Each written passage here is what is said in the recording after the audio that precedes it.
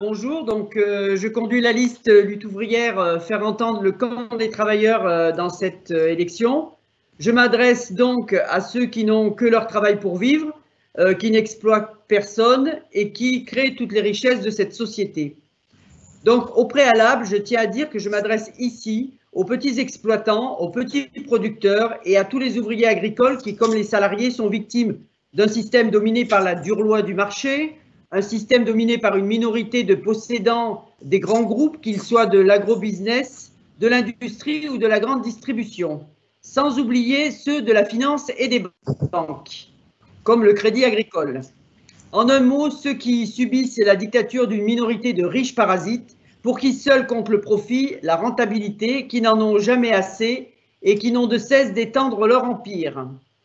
Et je souligne au passage la complicité de l'État, de ses ministres, qu'ils soient de gauche ou de droite, qui ont été ou qui sont tous au service et à genoux devant ces grands bourgeois du capital.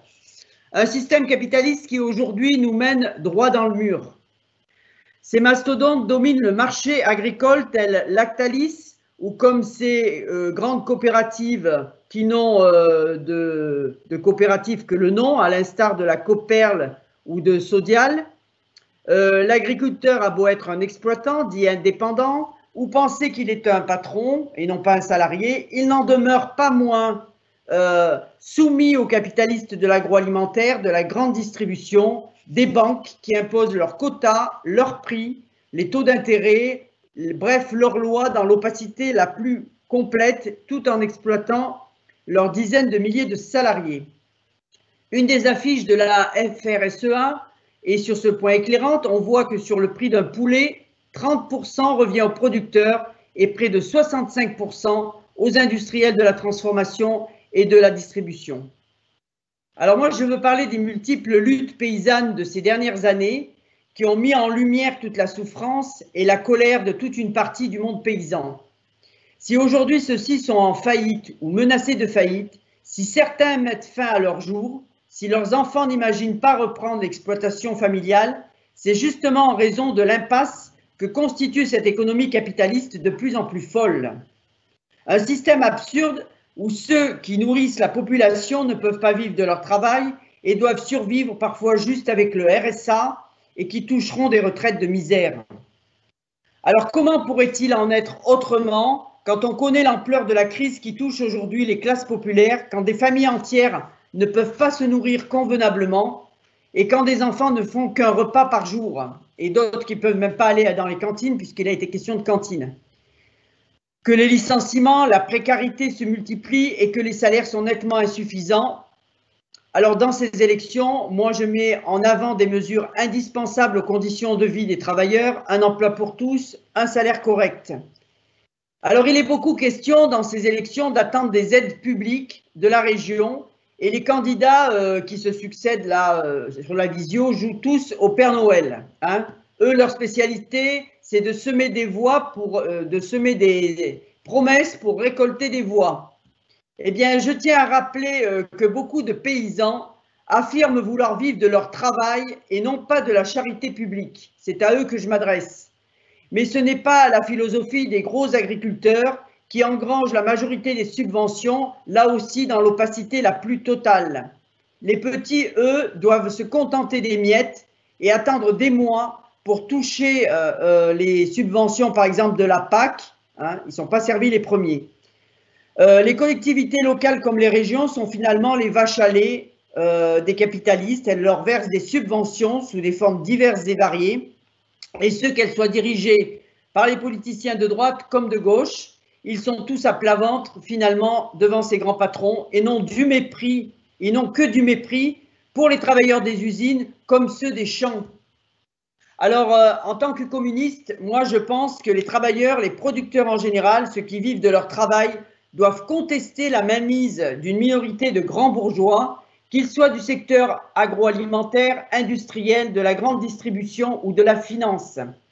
Les travailleurs, les petits exploitants seraient bien mieux en mesure de diriger la société et de permettre à chacun de vivre de leur travail.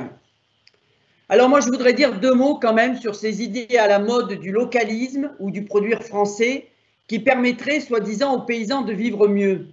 Ces discours relents patriotiques ne sont que de la poudre aux yeux, une diversion pour culpabiliser le consommateur qui n'achèterait pas local ou français, une diversion pour détourner la colère en fait des agriculteurs vers les consommateurs ou les agriculteurs des autres pays, alors qu'en réalité, les difficultés du monde agricole viennent de la domination d'une poignée de riches bourgeois de l'agroalimentaire, de la grande distribution, des banques et des assurances. Alors, les besoins en alimentation sont immenses et non satisfaits sur cette planète, non seulement dans un pays riche, bien sûr, comme la France, mais aussi dans tous les pays pauvres. Rappelons que la France est un des pays les plus exportateurs au niveau agricole. Alors, parler de souveraineté alimentaire, c'est quand même assez ridicule, hein. Les capitalistes, ceux qui prennent les petits paysans à la gorge, eh bien, ce sont les capitalistes bien français, comme M. Beignet pour Lactalis, la famille Muliez, propriétaire des supermarchés Auchan, ou le milliardaire Bernard Arnault, actionnaire de Carrefour, ou encore les actionnaires du Crédit Agricole. Alors, n'en déplaise à M. Cotarac, je veux rappeler quand même que cette souveraineté française, c'est aussi au passage les conditions indignes qui sont faites à la surexploitation des travailleurs d'origine étrangère qui constituent le tiers de la main-d'œuvre saisonnière, hein. Leur travail est pourtant essentiel à l'agriculture française, mais ils sont les invisibles dont on ne parle jamais. Alors, pour parler de transition écologique et de reconversion, c'est aussi très à la mode, surtout pour toucher des subventions. Alors, les agriculteurs sont montrés du doigt, culpabilisés pour les dégâts causés par l'agriculture dite intensive, mais là aussi, qui impose ses choix, qui décide, qui fait passer ses profits avant la protection de l'environnement, qui, bien sûr, ce dont on a déjà parlé, et notons au passage que bien des agriculteurs, comme bien des travailleurs, sont les premiers exposés aux produits dangereux pour leur santé. Alors, il n'y a rien à attendre de bon dans cette société pour les petits agriculteurs, tout aussi méprisés, je le répète, que les salariés.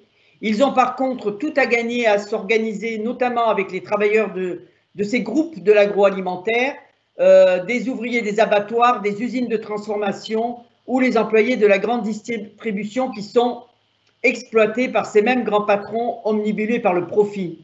Et plus largement, c'est en combattant avec les travailleurs de tous les secteurs de l'économie qui subissent également les prix imposés par ces grands groupes capitalistes que les petits agriculteurs pourront obtenir des revenus permettant de vivre dignement.